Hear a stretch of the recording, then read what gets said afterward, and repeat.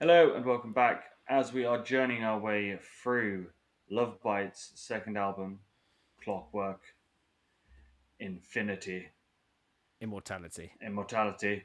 It's been a long day. It's been a long, warm, and wet day in the UK, as Yes, my leaking bathroom roof will attest to. after a hell of a week, and the brain is not with it. yeah. Sometimes the brain just goes a little bit mushy, doesn't it? It does, but showing our level of professionalism, that's staying in. Oh yeah, Um, God, like we'll always admit when we're wrong. Well, yes. not to each other, but to you, we will. So we are on track 5, M.D.O. I haven't looked to see what M.D.O stands for, and I don't know whether you have or whether we have any context. In fact, No, I do I, not. I As I do actually have the wiki up here, so I'll have a oh, quick scan here. get the education on. Most destructive outset, Ooh, and as we know, Wikipedia is always 100% factually correct, so there can be no doubt in that. While I was on the wiki, I had it open for the track listing.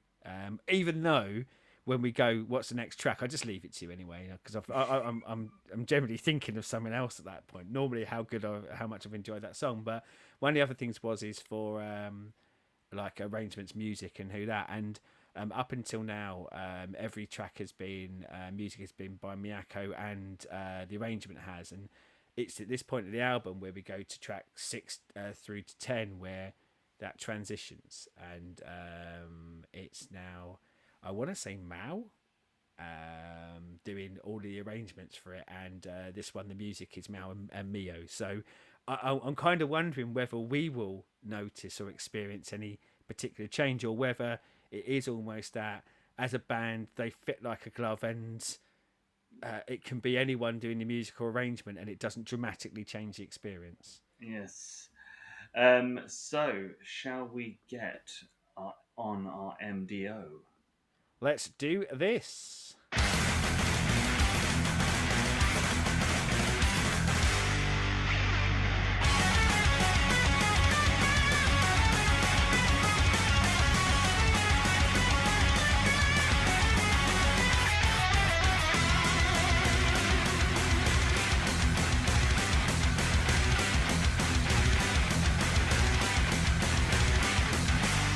After came a permanent disaster, a tragic neurological disorder.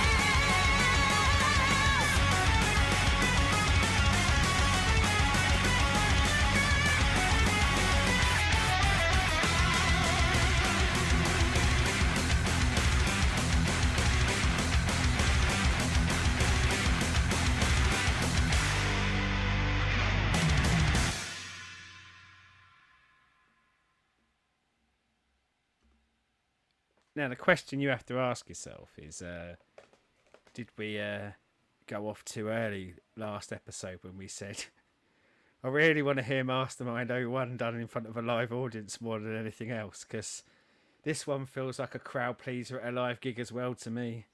I want that as a 1-2 punch. And well, it's Oh, beautiful that you use that oh, term because that's what this felt like. And I know it's in the middle of the album and they are next to each other, but this feels like a conscious choice of the 1-2 punch of Mastermind into this, and they feel very naturally linked because of what they're doing and the sound that they're doing. But yeah, like it's you've had like there's no come down in between, is there? There's no no. like bring you up, bring you down, bring you back up again. This is right hook, left uppercut, whatever the bloody old boxing game was. Uppercuts. But obviously, you know how much I love my thrash. I'm so fucking glad we've got this thrash song on it. It's not as good as Mastermind, but it is wafer thin between the two. Yeah. But if I know how I said on Mastermind we're going to need a live version of that. There's a live version of Mastermind into this. Oh God, yeah, yeah. Get that in our veins. Mate, someone point that stats out. I know we can use YouTube and search it as well, but sometimes there are beautiful videos out there that aren't Don't come up in our necessarily algorithms. that don't necessarily show up in the searches. So if anyone's got that or knows where there's a place where there is that, Oh, sign us up. Even if it's like a whole gig, but like during that gig they do this as a 1-2 punch. Give us a timestamp for it. Bang, we'll yes. do it. I love when they do thrash because when they do it, they're taking elements from all the different styles of thrash. So you've got bits in here that sound like Megadeth with the way of the solo being quite note heavy but not massively speedy. Yeah. You've got that Slayer pace as the main riff that's just a little bit horrible, but not full Slayer Satan evil, but a bit horrible. Yes. The vocal pattern and style sits in sort of where Metallica do, where it's clean enough vocals that you can hear it all, and it all sits perfect on the pace that they're going with. It's like, and they clearly like listen to Municipal Waste and like the more modern ones because there's a little bit of that party thrash in there as well that was a thing of the early 2000s. It's like they've gone, right, all the bits of thrash we like, smash it together, here we go. And I'm here for it.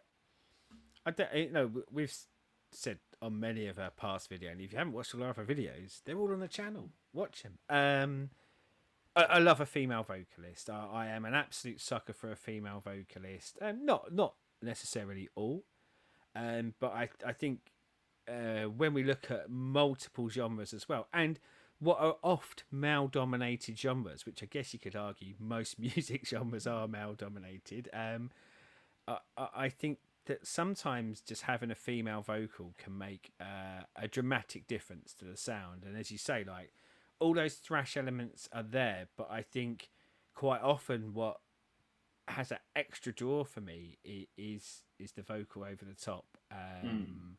Because I am more traditionally used to when I'm hearing a dude sing, Yeah. and it adds that and it's not like a novelty wrinkle. It's a no, I really like it. I think it really fits, and in some ways, and maybe partially, it's because if you hear it done a certain way over and over again for a decade, let's say, Mm.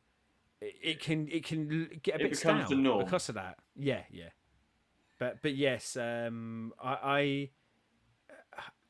feel like a lot of what I have to say about this track is very similar to what I'd have to say about Mastermind in the pacing of it. Again, I felt like this straight out the block, grabs hold of you and never lets go, but does it in such a well crafted way that it never feels cheap with that. It never feels like a parlor trick. It never feels like it's just rinsing and repeating what it's doing with no other purpose than just being catchy.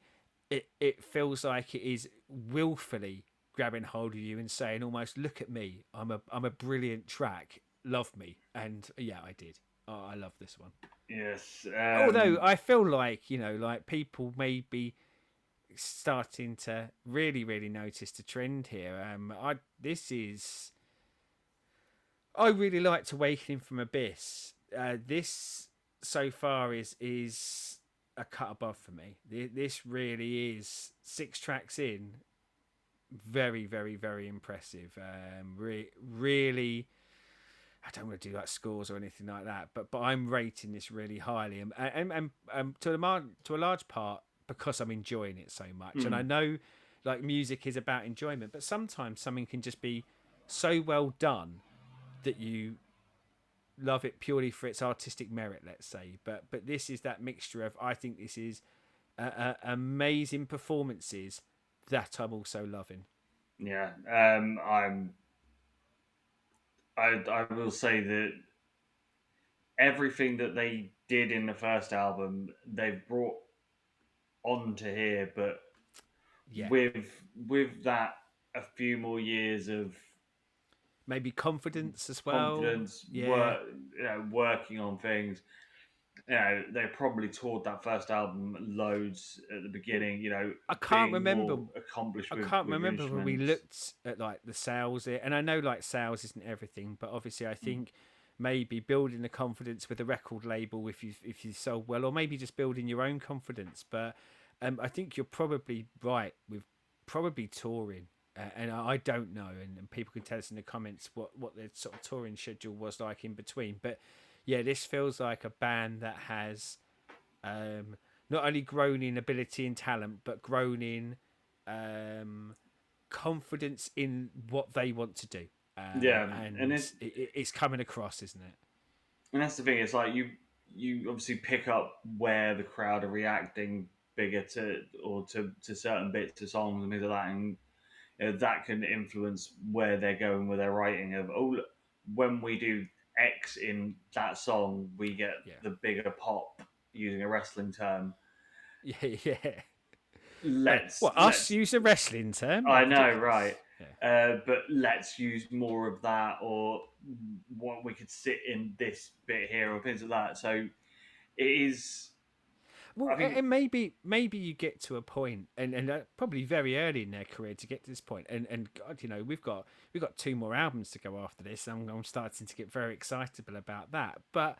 I think you probably do in your career, and partially maybe to do with success and confidence, but you probably become more adept at pleasing yourself mm, rather than trying to please a specific audience, or more nefariously for most of them probably having to try and please a record company.